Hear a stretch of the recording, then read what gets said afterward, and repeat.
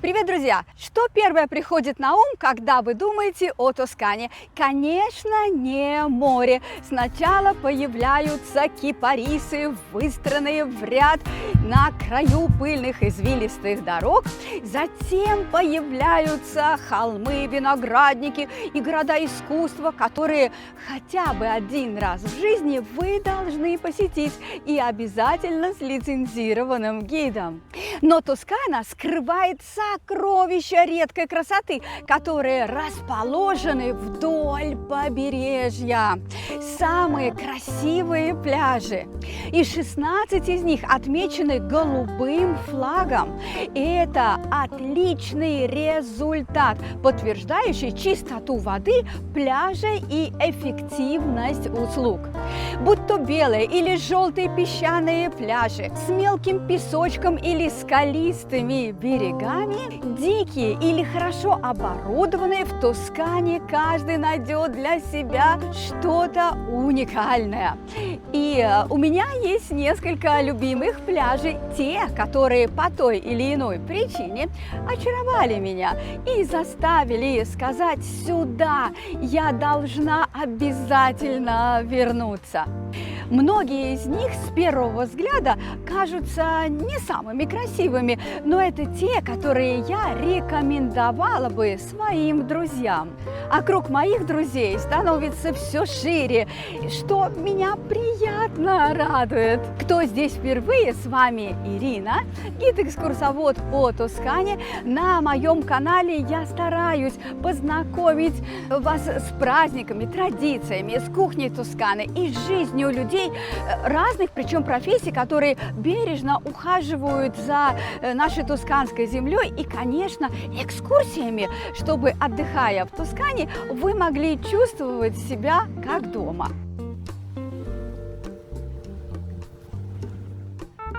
Если вы не намечаете ваше путешествие именно сейчас, в любом случае нужно быть в курсе событий. Поэтому не забудьте нажать на красную кнопочку справа под видео и обязательно на колокольчик. Ссылочку на другие интересные видео я оставлю сверху. А лучше всего загляните в плейлисты.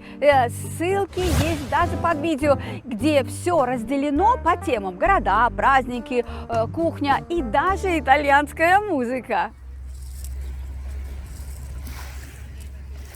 Готовы ли вы к погружению? Тогда сегодня пойдем знакомиться с пляжами побережья.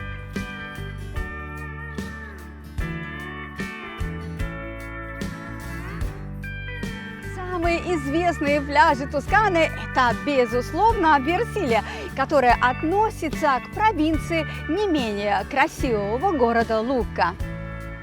Около 20 километров пляжа соединяют многие прибрежные городочки, такие как Форте-де-Марми, Лидо-ди-Камайоре, с главным городом Виареджо. И расположились они в северной части Тосканы между Апеннинскими Альпами, Тирренским морем и озером Массачуколи.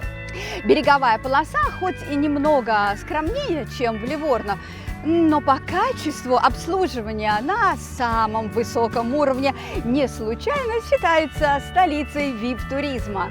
Но если вы ищете свободный, бесплатный пляж, в Виареджо вас не разочарует. И, как говорится, сердцу не прикажешь. В этом модном курорте мне нравится малоизвестный пляж Личона между Виареджо и Торре-дель-Лаго на территории регионального парка Мильярино, Сан-Росоре и Массачуколи. Несомненно, это самый красивый пляж из всего побережья Виареджио. Кристально чистые воды, песчаные дюны, представьте, защищены огромным сосновым лесом. Правда, нет баров и ресторанов, поэтому выбор, конечно же, за вами. По мере того, как мы продвигаемся на юг Тосканы, растительность начинает меняться. Все чаще близ пляжей появляются небольшие сосновые рощи.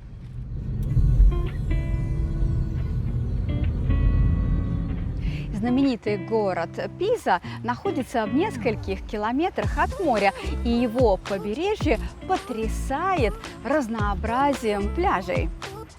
Такие как Марина ди Пиза, морской курорт в 11 километрах от Пизы с характерными построениями в стиле Либерти на берегу моря.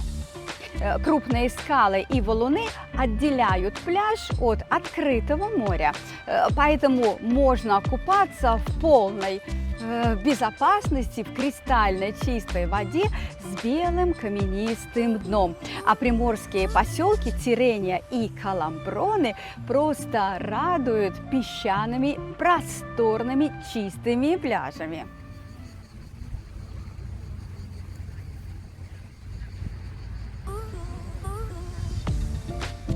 Из всех провинций Тосканского побережья Ливорно, безусловно, является самой большой и самой разнообразной.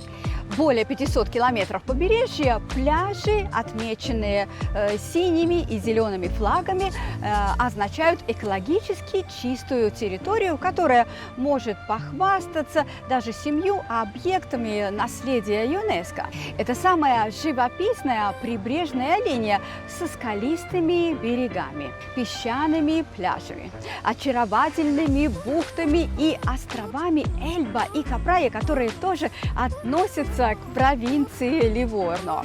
Поэтому невозможно не найти пляж, который не соответствовал бы вашим вкусам.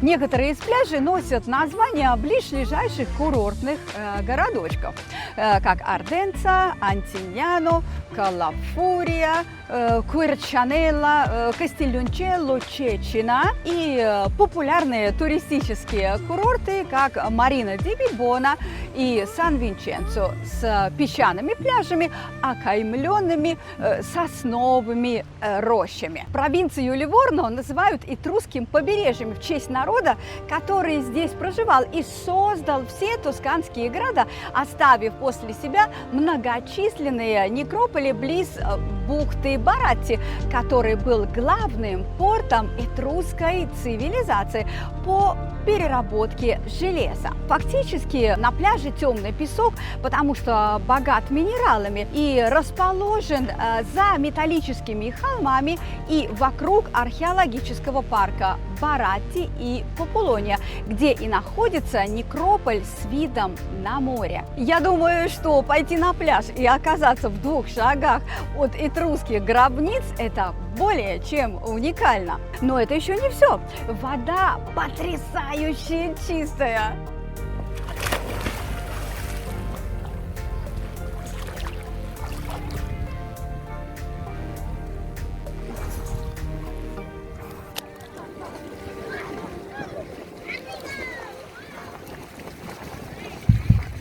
Один из самых впечатляющих пляжей Ливорно – небольшая бухта в приморской деревне Антиньяно, где морской пейзаж характеризует впечатляющая скала, которая поднимается из кристально чистого моря. Скольо делла балерина – скала танцовщицы.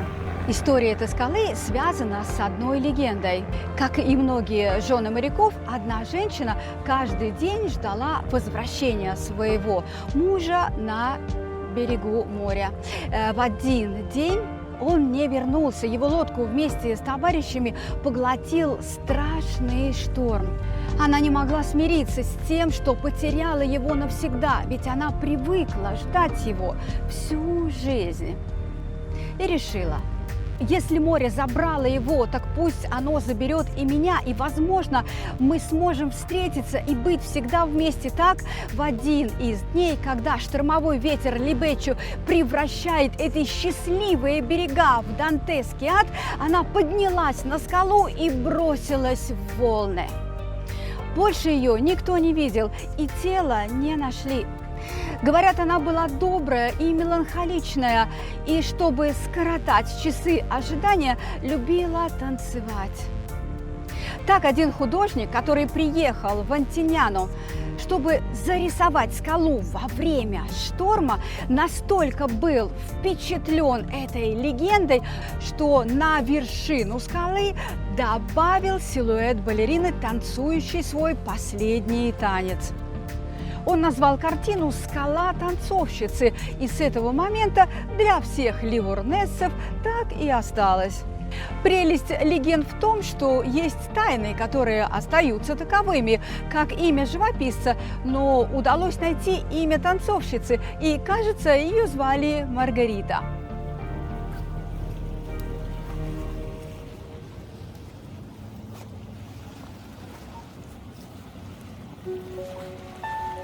В этой скалистой бухте сосредоточилась большая колония морских ежей. В Ливорно говорят, что лучшее время собирать их в месяцы с буквой «Р», то есть феврале, марцо, апреле. Из мешочка с яйцами морского ежа приготавливают отменный соус для первых блюд. И лучшая паста к такому соусу, конечно же, спагетти. Но их едят и сырыми, поэтому в эти месяцы со стороны смотрится немного странно, когда человек с ножницами идет в море. Но, кто знает, заглатывают слюнки. А некоторые гурманы вместе с ножницами даже мешочек с нарезанными дольками лимона тащат. Наверное, трудно представить, правда?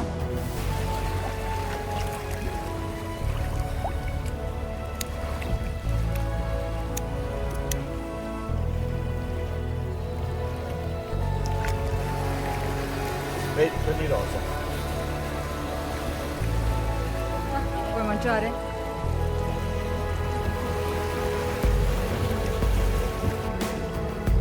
Com'è? Buono. Una carta. Ecco. Queste ricce di mare. Damelo. Stiamo vedendo, он шевелится, живое такое существо. Он шевелится.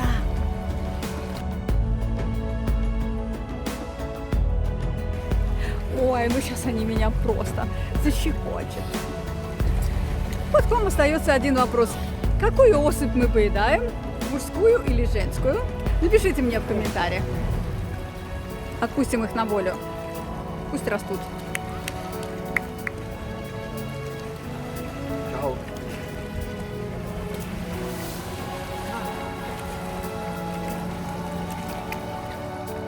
Если честно, меня заинтересовало, как ежик отмечает свой Сан-Валентино.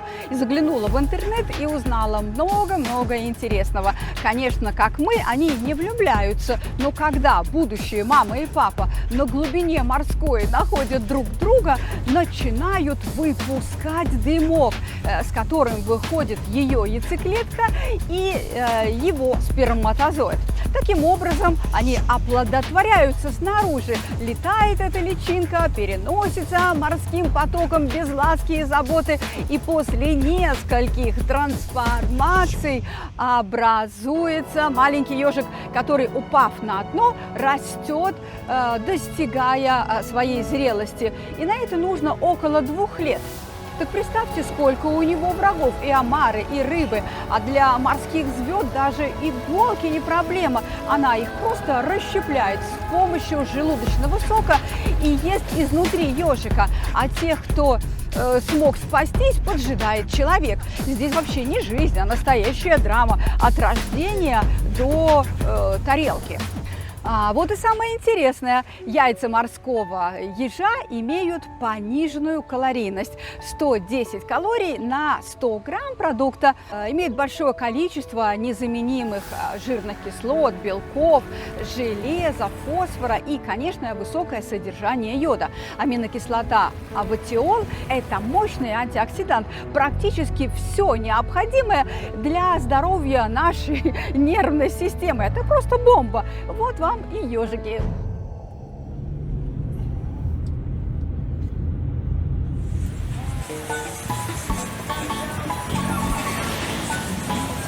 И если вы хотите разнообразия, тогда отправляйтесь на Карибское море, которое тоже есть в Тоскане, точнее в провинции Ливорно. Розиньяно. Розиньяно – это маленькая деревня муниципалитета Розиньяно-Маритимо, которая находится на холмах в 5 километрах от побережья. После Кастельнунчелло сегодня забвение, но когда-то жемчужина Тиренского моря в 60-х годах 19 столетия, где любили проводить летние сезоны знаменитые актеры, режиссеры и имели свои виллы Мастрояни, Сорди, Панелли, Монтаньяни, София Лорен, Газман и многие другие звезды итальянской кинематографии. Этот участок побережья с белым пляжем между Розиньяно-Сальве и Вадой считается самым популярным. На этой полосе между сушей и морем цвет песка и воды подобен цвету Карибского моря. И купаясь в этих прозрачных водах и принимая солнечные ванны на этом белоснежном пляже, создается невероятное ощущение бесплатной экзотики. Побережье стало известным в Европе благодаря множеству рекламных роликов. И, возможно, скоро этому пляжу суждено даже изменить свое название и стать Мариной ди Розиньяно.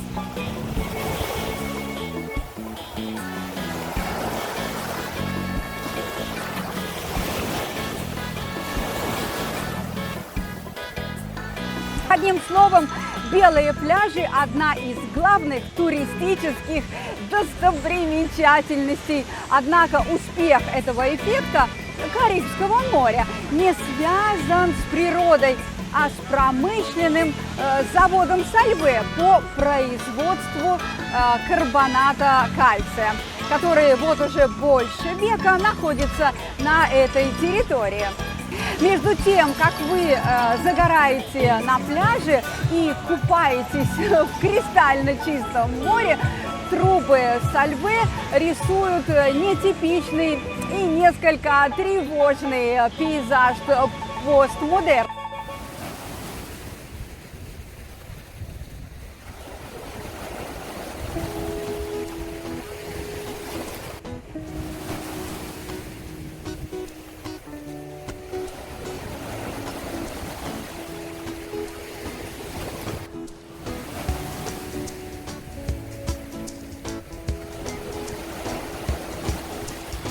Бельгийская химическая компания, одна из крупнейших в Европе и в мире, была основана в 1863 году Эрнестом Сальве в период технологического прогресса по производству аммиака и соды. Но Сальве – это научная компания, исследования которой проходят в лабораториях на территории фабрики. Исследования и инновации лежат в основе стратегии. И сегодня в лабораториях компании работает более чем 2350 человек, даже в Бразилии, в Китае, во Франции, в США. Как утверждает компания, воды абсолютно безопасны. Завод использует в качестве сырья известняк, который поставляет из ближайших карьеров Сан-Карло в провинции Ливорно. Песчаные остатки известняка после переработки сбрасываются в море, которые и придают такой белый цвет пляжам, а также стабилизируют береговую линию и защищают от эрозии. Все это происходит в полном соответствии с местными и национальными нормами и высокими стандартами Сольвет для защиты здоровья людей и безопасности окружающей среды. Поэтому, когда вы приедете в Тоскану, можете спокойно приезжать на этот пляж, который придаст немного эффекта вашему отдыху в Тоскане.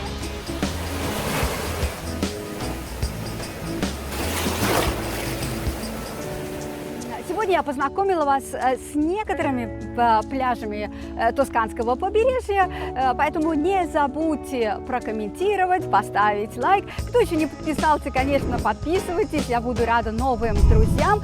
А мы с вами встретимся очень скоро в следующем видео. Чао-чао!